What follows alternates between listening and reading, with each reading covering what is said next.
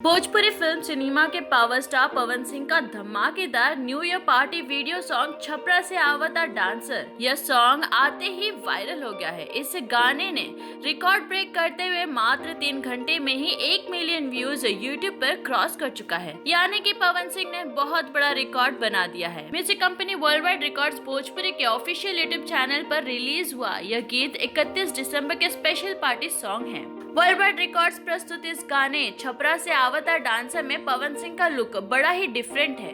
इस video song में वे swag वाले स्टाइल में दिख रहे हैं। वीडियो काफी इंटरेस्टिंग बनाया गया है, जिसे बहुत ज्यादा तादाद में देखा जा रहा है। पवन सिंह के इस वीडियो सॉन्ग छपरा से आवता डांसर ने लोगों को डांस करने पर मजबूर कर दिया है।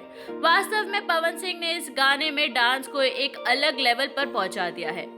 उनका जिम किया हुआ बॉडी इस गाने को पावर पैक बना दिया है।